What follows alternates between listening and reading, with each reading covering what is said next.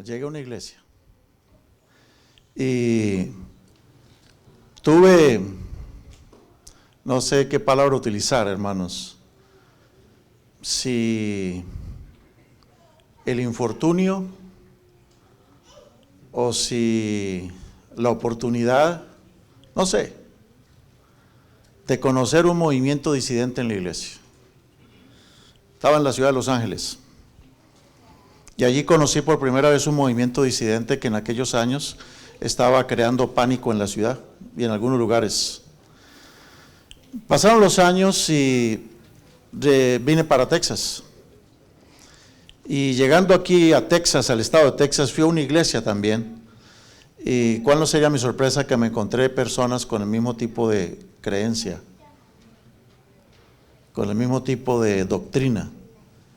Entonces, seguí mis estudios en cuanto a eso, y por 2 años estuve estudiando materiales, estuve estudiando con estas personas, tratando de mostrarles en qué se estaban realmente apartando de la doctrina y de la verdad. De esos estudios salió un libro que se publicó para todo Centroamérica, que se llama Preludio de la Apostasía Omega. Y algunos aquí en el área lo conocen, porque he dado seminarios aquí en el área. Y lo que más, de todas las cosas, hermanos, que yo aprendí de ese movimiento disidente, de todas las cosas, hubo una cosa horrenda, que tal vez muchas personas ni se han puesto a pensar que eso es lo más horrendo. Quizás no son asuntos teológicos, no tiene que ver con teología, aunque a la larga puede que sí. Es cierta cosa, que voy a usar una expresión un poquito fuerte. La forma en que ellos, la filosofía que ellos tienen, o el propósito que tienen es de hacerle una ligadura de trompas a la iglesia adventista. Yo no sé si me hago entender cuando digo ligadura de trompas, pero las hermanas me entienden muy bien lo que estoy diciendo. Si hablara a los hombres diríamos es como una castración a la iglesia adventista. Ese movimiento le hace una castración al adventismo. ¿Cómo así? ¿Qué es eso? Bueno, yo fui un poco más duro, fui más drástico, ya no me quedé en la vasectomía, sino me fui a la castración misma. Es que es una castración realmente. Imagínense, hermanos, no me pregunten qué es, si alguien está interesado en saber acerca del libro, de qué es, yo le puedo hablar después, pero no hablar de movimientos en sí, pero escuchen nada más este pensamiento y ustedes juzguen.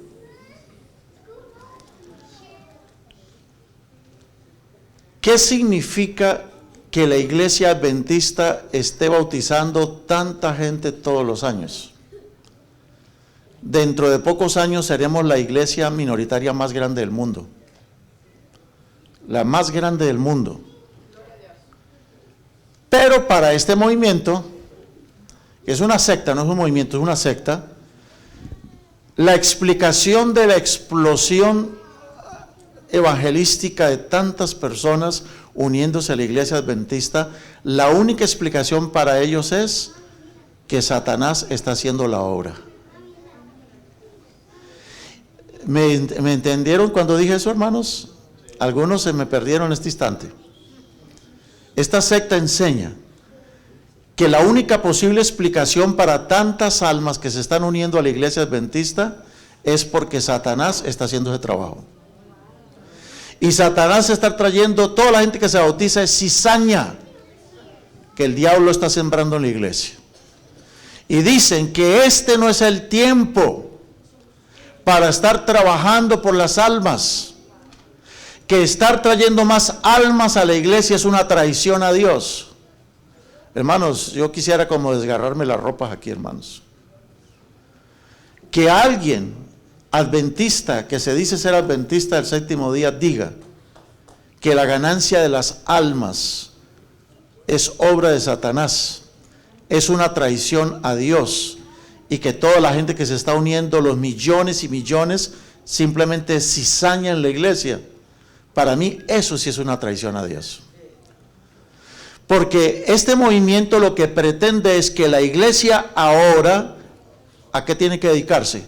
Presten mucha atención a lo que ese movimiento dice. El demonio es un astuto, tremendo, él disfraza muy bien todo.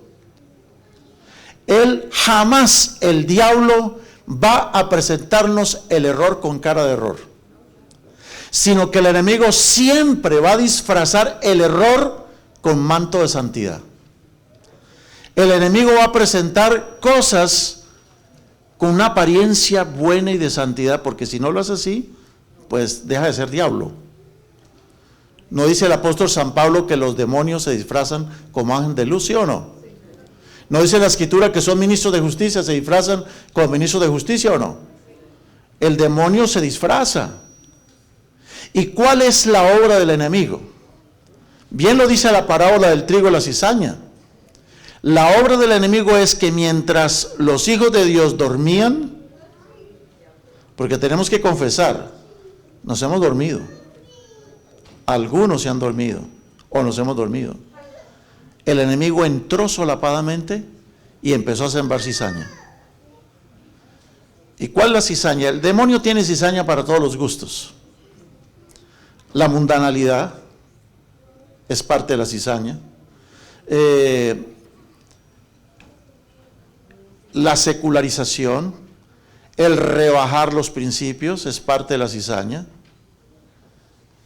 Pero hermanos, hay otro extremo, que el enemigo también es experto.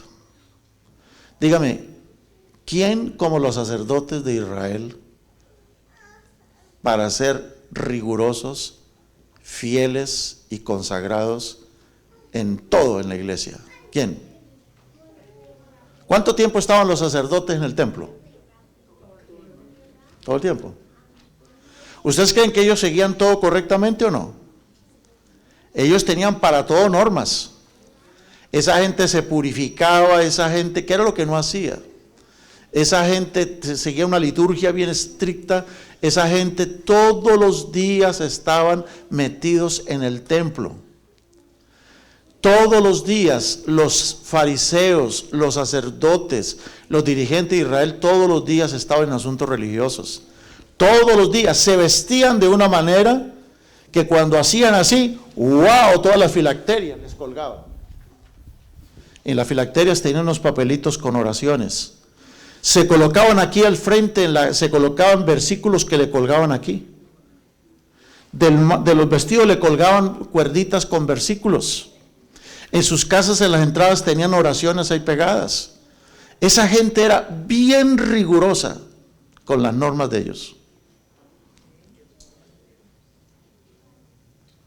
Bien rigurosos, adorando y sirviendo a Dios. Conocían todos los oráculos santos, conocían absolutamente todo. Y Jesucristo vino y no lo conocieron. ¿No le parece que es una ironía, hermanos?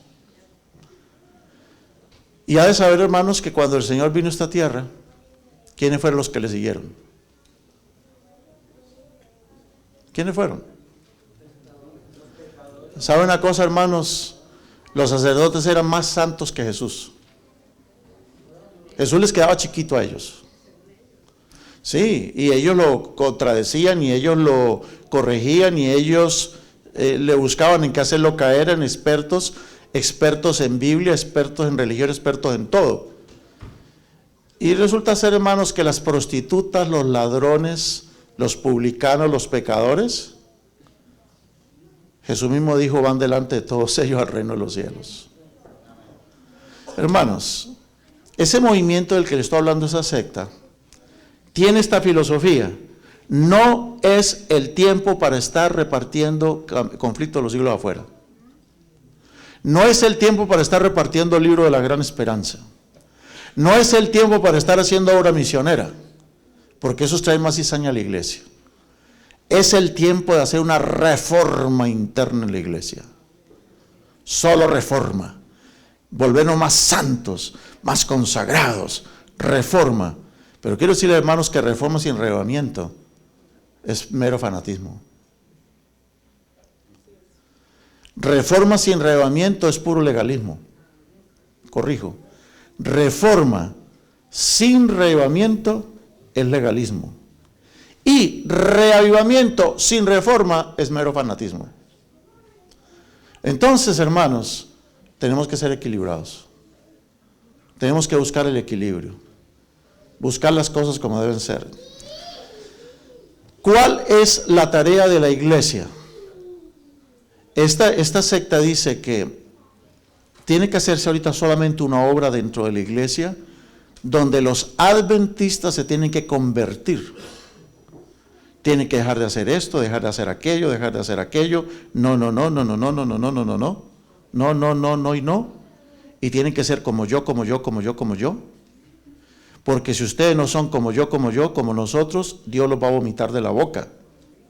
Y si ustedes no se convierten y hacen como yo digo, dice este movimiento, esta secta, voy a decir el nombre, los davidianos, vale el pastor, simplemente el Señor los va a destruir a todos en un solo día. Y cuando todos los falsos adventistas sean destruidos en un solo día, a partir de entonces quedan solamente los santos adventistas, 144,000, y ahora sí será el tiempo para ir a predicarle al mundo. ¿Captaron lo que pasó ahí? ¿Se dan cuenta dónde está el peligro mortal en todo esto? ¿Dónde está el peligro? A ver.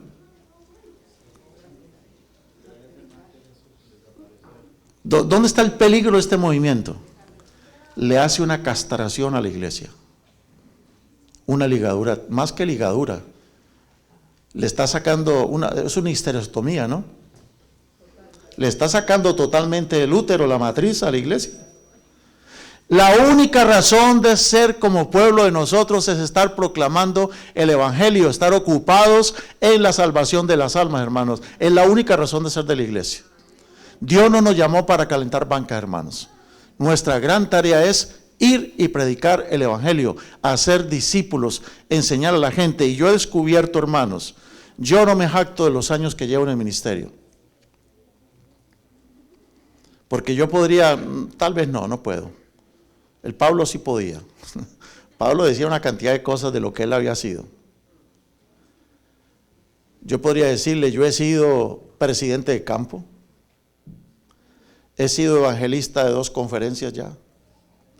He sido director del ministerio de iglesia en el Brasil. He sido director de publicaciones en California. He sido anciano de iglesia, pastor de iglesia, profesor de la Facultad de Teología, profesor de la Facultad de Administración de Empresas, escritor y de todo un poquito. Pero como Pablo decía, todo eso para mí, él utilizó una palabra muy fuerte, es estiércol. Lo único que cuenta, hermanos, es ser hallados en Cristo Jesús. Y estar haciendo la obra que Cristo Jesús nos pidió que hiciéramos. Yo he descubierto que cuando uno deja de trabajar por las almas,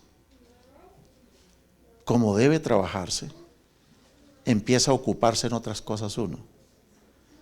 Y comienza a desviarse la atención de lo que hay que hacer. Y cuando nos desviamos de lo que hay que hacer, entonces comienzan a aparecer y más problemas. Yo creo, hermanos, que si necesitamos una conversión en la iglesia, es la conversión a hacer lo que deberíamos haber sido, ser siempre.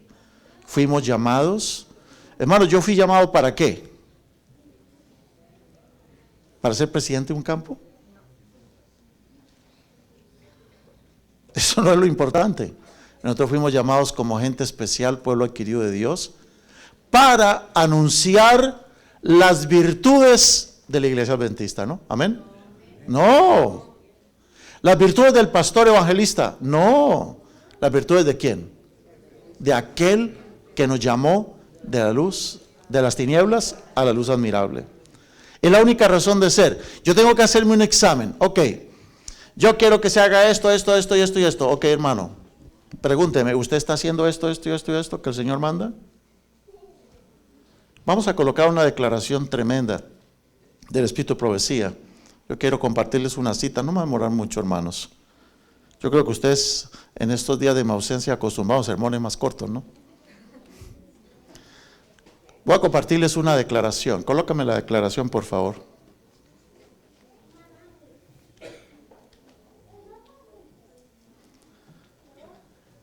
Los crímenes y la iniquidad que campean en las ciudades populosas han alcanzado un nivel abrumador. La perversidad de los impíos casi escapa a toda comprensión. Muchas ciudades se están convirtiendo en otras tantas sodomas ante la vista del cielo.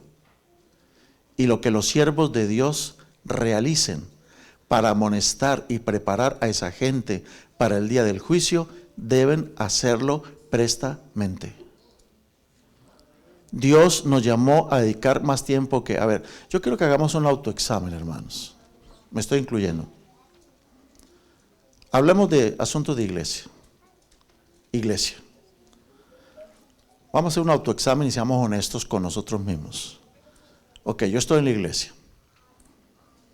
Del tiempo que yo dedico a las cosas de Dios, ¿cuántas horas son a la semana? ¿Cuántas de esas horas la estoy dedicando para ir a los que no conocen? Para hablarles a los que no saben. ¿Y cuántas de esas horas las estoy dedicando para aquí? Para estar en programas en la iglesia, otro programa en la iglesia, una actividad por aquí, otra actividad por allí, solo entre nosotros, entre nosotros, entre nosotros. Seamos honestos. ¿Cuánto tiempo estamos dedicando por los que perecen? ¿Y cuánto tiempo estamos dedicando para estar ocupados solo en cosas aquí, entre nosotros? Es solo para meditar. Si un día el Señor juzga a nosotros, ¿por qué nos va a juzgar? ¿Por cuántos programas lindos yo hice? ¿O por cuántas personas? Ahora, claro, hay que hacer programas aquí, pero para traer la gente, ¿o no? Hacemos programas, pero porque los estamos trayendo. Pero hacer un programa y que la gente de afuera no venga, ¿para qué hacer el programa entonces? Es solo para apacentarnos entre nosotros. O sea, se está perdiendo el propósito. Que aquí hagamos un lindo programa musical o un lindo programa, una representación, y solo estamos los que conocemos la verdad. ¿Cuál es el propósito? La iglesia no es un club. La iglesia no es un teatro. La iglesia no es un estadio de luces y de presentaciones. No es un lugar de shows. La única razón por la cual la iglesia existe es que la gente conozca a Cristo Jesús, hermanos. Esa es la única razón de ser. Alguien le pregunta, pastor, ¿y usted cuánto tiempo está en su iglesia? Hermanos, a mí me conocen ya. Yo me la vivo dando conferencias. Vivo viajando, vivo dando conferencias. Pero hermano, de las cosas más deprimentes para uno como pastor es que de pronto el tiempo que yo pueda dedicar para que la gente conozca de Jesucristo, tenga que dedicarlo para estar solucionando problemas entre los hermanos. O estar solamente apacentando la grey. Oye, pastor, pero usted no es el pastor. No hemos leído la declaración del Espíritu de Profecía donde dice que los pastores que deberían hacer ir a los lugares donde no hay luz, ir a predicar el evangelio. Eso sí, enseñarles a los miembros de iglesia a vivir solitos, a que se defiendan solos y que sean fieles al Señor. Y la sierva del Señor dice, dígale al pastor, váyase a predicar, vaya, plante, predique, que nosotros aquí nos vamos a atender entre nosotros. Pero hermanos, es triste y deprimente cuando nosotros perdemos la razón de ser como iglesia. Hermanos, yo quiero que me estén prestando atención, por favor. El enemigo, si no puede hacer una castración en la iglesia, lo que el enemigo puede ponernos es cataratas en los ojos también. ¿Sí? No nos castra, pero nos puede poner cataratas, que no estamos viendo la realidad.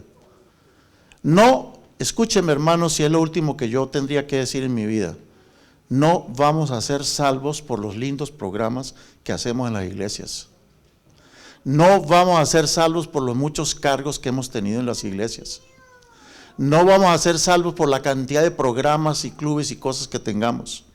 Vamos a ser salvos por lo que hicimos por la gente, por Cristo, lógico, pero por lo que hicimos por aquellos que tenían hambre, que tenían sed, que estaban desnudos, que no sabían, que no conocían. Por eso nosotros vamos a ser juzgados. Entonces, dice, coloquemos la cita, la que sigue.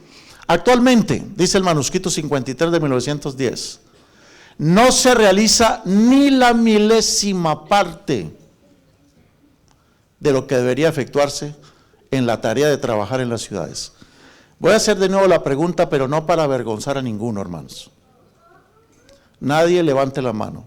Cada quien en su corazón conteste.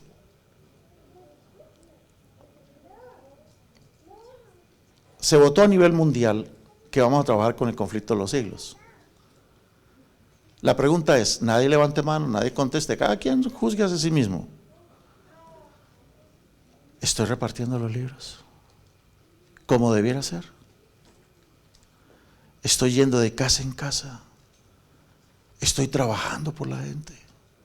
¿Lo estoy haciendo? Yo ahorita pregunté hace un rato, yo creo que era que no me estaban escuchando.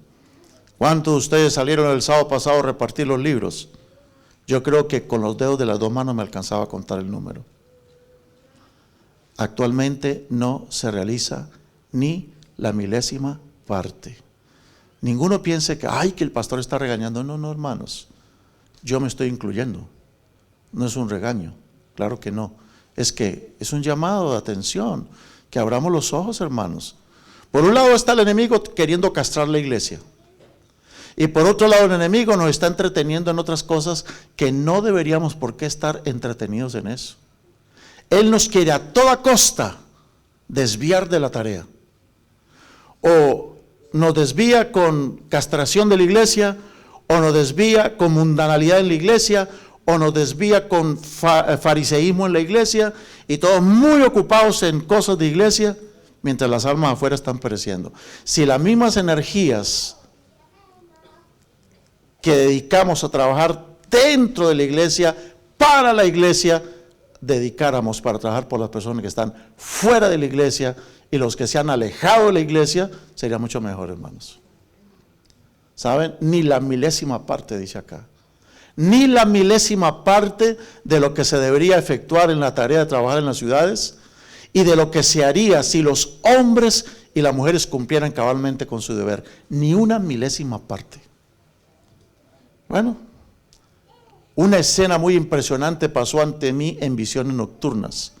Joya de los Testimonios, tomo 3, página 296 y 297. Vi una inmensa bola de fuego que caía en medio de un grupo de hermosas casas. Eagle Ford, aquí Corporation o qué. Porque aquí hay unas casas muy bonitas, ¿no? Dice, vi una inmensa bola de fuego que caía en medio de un grupo de hermosas casas que fueron destruidas instantáneamente. Cuando yo estaba allá en Campinas, en São Paulo, me enteré de los tornados que azotaron Dallas y Fort Worth, Lancaster. Y con algunos pudimos comunicarnos, me pusieron al día. Pero hermanos, la sierva del Señor dice que ella vio bolas de fuego cayendo del cielo, destruyendo hermosas casas. Oí a alguien decir, qué tremendo, sabíamos que los juicios de Dios visitarían la tierra, mas no pensábamos que vendrían tan pronto. ¿Quiénes son estos? Los que recibieron. No piense que estoy haciéndole campaña al conflicto de los siglos. Lo que sea, no importa, el material que sea. Pero esta gente que dice esto son los que recibieron nuestras visitas, recibieron nuestros libros, pero no les importó. Ok, ¿cumplimos la tarea o no? Pero ojo con lo que dice ahora. Ojo, ¿estamos todos atentos?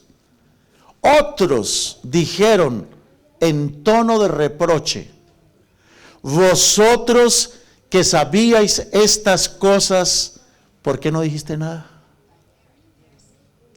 Nosotros no lo sabíamos. Y dice la sierva del Señor, me desperté angustiada. Es que ¿quién no se despierta angustiado? De saber que yo no estoy haciendo la obra. Hacer la obra no me angustia. Me angustia es ver la gente que no responde. Eso es distinto de tipo de angustia.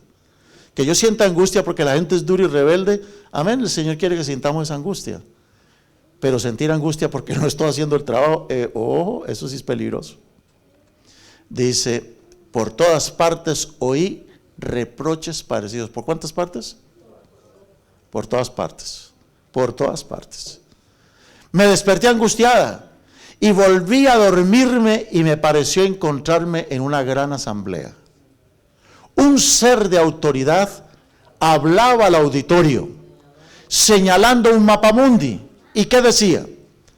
Decía que aquel mapa representaba a la viña de Dios que debemos cultivar. Yo creo, hermanos, que la mayor parte del pueblo remanente aún está en Babilonia. Yo creo eso. La mayor parte aún están en Babilonia. Y es nuestra tarea a darles el mensaje para que salgan de Babilonia. Pero la pregunta es, ¿estamos preparados para recibir la gente? ¿Estamos preparados? A ver, hermanos, honestos aquí todos, honestos. Vamos a ser honestos, ¿está bien? Adventistas del séptimo día. Nosotros los adventistas del séptimo día somos bien exclusivistas. Oiga, si aquí nos llegara de pronto, como ahorita que estuve en el Brasil me enteré, el pastor Claudio Vilela, pastor de la iglesia brasilera aquí de Irving, fue invitado especialmente a predicar a una iglesia que él no la fundó, él no la organizó, pero cuando él era pastor allá en São Paulo, en Campinas, conoció una iglesia pentecostal. Y el pastor y más de media iglesia decidieron hacerse adventistas. Con edificio y todo se volvieron adventistas. Y ahora el pastor Claudio Vilela era el pastor de una iglesia pentecostal, pero que se hizo adventista el séptimo día. Nosotros decimos amén, ¿no? Pero ¿saben qué? Esos hermanitos se quedaron allá en su templo. Hermanos, seamos honestos. Si esta gente, pentecostales, si hubieran salido de su templo, seamos honestos, y se hubieran metido en nuestros templos adventistas, ¿qué creen que cuánto tiempo hubieran durado en la iglesia adventista? Seamos honestos, hermanos. Seamos honestos. ¿Usted sabe cómo son los pentecostales o no? ¿Cuántos de ustedes han trabajado con pentecostales? ¿Ustedes han predicado en iglesias pentecostales, algunos de ustedes? ¿Cómo es esa gente? ¿Cuántos de ustedes aquí son ex pentecostales?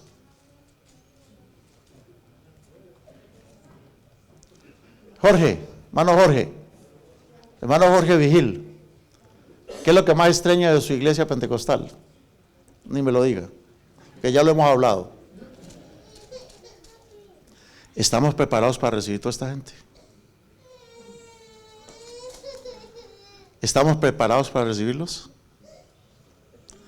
¿Existe el ambiente adecuado aquí para recibir gente que viene de otras culturas, de otras prácticas, de otras cosas? ¿Estamos preparados? Es solo para meditar, hermanos. Si hay que hacer una obra, hay que hacerla en nuestros corazones. Hay que hacer una obra muy especial en nuestros corazones, hermanos. Pero esa obra no la puedo hacer yo. La Junta de Iglesia no puede tomar un voto para que cambie mi carácter. ¿Cómo? ¿De dónde aquí la Junta me va a cambiar a mí? Solamente el Espíritu de Dios puede hacer ese milagro, hermanos. Colocar en mí otra actitud, hermanos. ¿Saben? Voy terminando. Mire lo que sigue diciendo acá la cita. Como resultado de estar predicando en todos los lugares, dice, la palabra de Dios era obedecida. Y como resultado, en cada ciudad y en cada pueblo se levantaban monumentos a su gloria. Y su verdad era proclamada en todo el mundo. Hermanos, cuando a nosotros se nos ha invitado a participar en este proyecto mundial de la Gran Esperanza, es porque nosotros queremos como conferencia general que todo el mundo, todas las casas reciban este libro maravilloso. Y ya ustedes vieron ahorita el video de la hermana, ¿sí o no? Y esa es la foto donde ella está con la hermana que fue a llevarle el libro. Por fin la conoció.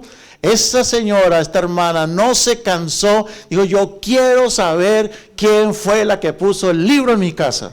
Y Dios mejor dicho, fue infatigable hasta que se encontró la hermana que le llevó el libro. Qué maravilla, ¿no? Qué maravilla saber que un librito que yo reparto por allí significa mucho. Hermanos, el Señor ha prometido que todo trabajo que hagamos por el Señor no se va a perder. Va a tener infinitamente resultado.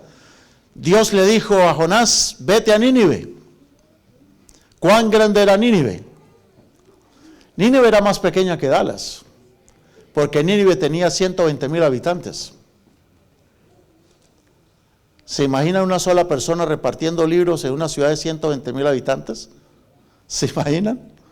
Y nosotros sabemos de que Jonás, ¿qué hizo? Se levantó, fue a Nínive, conforme a la orden de Dios, Duró 3 días sin descansar recorriendo casa por casa. Aquí está. Hermanos, si un hermano se dedica a visitar día por casa una ciudad de 120,000 habitantes, digamos Arlington, si usted se dedica 3 días seguidos visitando casa por casa, en 3 días visita todas las casas de Arlington. O de Irving, todas las casas de Irving. ¿Puede o no puede? Pero Jonás lo hizo. Y 3 días se duró en recorrerla. Entró por la ciudad, camino de un día. ¿Y cuál era su mensaje? De aquí a 40 días, Nínive será destruida. ¿Y habían iglesias de creyentes allí? ¿Cuántas iglesias de creyentes habían? Ni una. Todo Nínive era corrupto.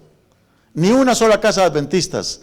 Y los hombres de Nínive, sin embargo, dice la Biblia, creyeron a Dios, proclamaron ayuno, se vistieron de cilicio desde el mayor hasta el menor de ellos, y llegó la noticia hasta el rey de Nínive, y se levantó de su silla, se despojó de su vestido, se cubrió de cilicio, y se sentó sobre ceniza. El rey se sentó sobre ceniza, e hizo proclamar y anunciar en Nínive por mandato del rey de sus grandes, diciendo: hombres de Nínive, hombres, ¿qué proclamó? Hombres, animales, los bueyes y las ovejas también. Mire lo que está diciendo este rey. Dio un decreto donde decía que todos los hombres, los animales, los bueyes, las ovejas, no gusten cosa alguna, ni se les dé alimento, ni beban agua, sino que todos, incluyendo los bueyes y las ovejas, cúbranse de cilicio, hombres y animales, y clamen. Yo no sé cómo las vacas pueden clamar a Dios, pero ese fue el decreto del rey. Que hombres y animales clamen a Dios fuertemente, no de cualquier manera, fuertemente, y conviértase cada uno de su mal camino. Un decreto, que todo el mundo a convertirse. Conviértanse de su mal camino, de la rapiña que hay en sus manos. Ese era un pueblo de gente lleno de rapiña. Conviértanse, le dijo el rey. ¿Quién sabe si se volverá y se arrepentirá Dios y se apartará del ardor de su ira y no pereceremos? Y dice la Escritura, y vio Dios lo que hicieron, que se convirtieron de su mal camino y se arrepintió del mal que había dicho que les haría, y no lo hizo. Amén. Pero para Jonás no fue amén. No. Porque dice la Biblia que Jonás se apesadumbró en extremo y se enojó. Pero ¿cómo es posible? Se enojó porque Dios perdonó a la gente. ¿En dónde tenía puesto Jonás su corazón? A ver, dígame, ¿Jonás era consagrado a Dios? Era profeta de Dios, pero quería hacer su voluntad. Incluso quiso obligar a Dios, ignoró a Dios. No, voy a hacer en mi voluntad lo que yo digo y lo que yo pienso. Y Dios le dijo: te vas para Nínive. No, no me voy para Nínive, y me voy para Tarsis. Y cuando está yéndose para Tarsis, el barco está que se hunde, y lo llaman y lo encuentran dormido, y le preguntan: mira, es que ¿qué? Dijo: no, yo sé cuál es el problema. Él sabía que tenía que irse para Nínive. ¿Sabe qué dijo? Écheme al mar y que me coma un gran pez siquiera, pero no voy a Nínive. Hermano, no basta ser miembro de iglesia, no basta ser pastor, no basta ser profeta, no basta ser dirigente, lo que sea. Si no estamos haciendo lo que Dios nos pide que hagamos, nuestra razón de ser no es. Dios me llamó para ser profeta, pero no profeta para mí mismo, es para la gente que no conoce. Esa es mi tarea. Entonces se enojó y lo oró a Jehová y le dijo: ahora, Jehová, ¿no es esto lo que yo decía estando aún en mi tierra? Por eso me fui para Tarsis, porque yo sabía que tú eres un Dios clemente y piadoso.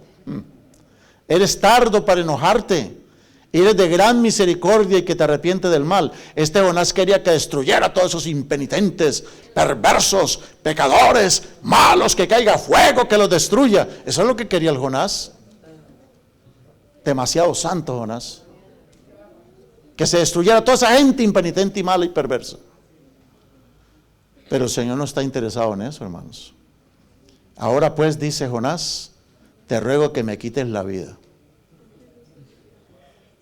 Mátame, Señor, porque mejor es, ¿qué cosa? Morirme, mejor es morirme. Y Jehová le dijo, ¿haces tú bien en enojarte tanto? A ver, ¿por qué estás tan enojado? ¿Por qué tienes tanto coraje? A ver, ¿por qué? ¿Por qué? A ver. Y salió Jonás de la ciudad y acampó hacia el oriente de la ciudad y se hizo allí una enramada y se sentó debajo de ella a la sombra hasta ver qué acontecería en la ciudad. Yo conocí en la ciudad de Houston a una familia cuando surgió un movimiento disidente que decía que el septiembre 9 de 1999 el mundo llegaría a la ley dominical y se iba a acabar casi medio mundo y el colapso de las computadoras, el famoso Y2K. Muchos hermanos vendieron todo lo que tenían aquí y se fueron para el monte, para Honduras, para El Salvador, las montañas, por allá. Una familia de Honduras se fue para Honduras. ¿Y sabe qué me dijeron? Me llamaron. Antes de irse, pastor, lo estamos llamando, pastor. Queremos pedirle perdón porque es que nosotros hablamos mal de usted. Perdónenos, pastor, no nos queremos perder. Perdónenos, pastor, nos estamos yendo para Honduras. Ya sabemos que el tiempo se va a acabar, etcétera. Y vendieron todo y se fueron para Honduras. Y yo digo, hermanos, ¿cómo te puedes ir para debajo de tu calabacera cuando aún no has hecho tu tarea siquiera? Si una persona que tenía derecho de sentarse debajo de la calabacera, ¿era quién? ¿Jonás o no? ¿Quién tenía derecho de sentarse debajo de una calabacera a ver cuándo caía fuego? ¿Quién? Jonás. Porque había ido casa por casa hasta la última casa. Porque había predicado el evangelio. Él tenía derecho.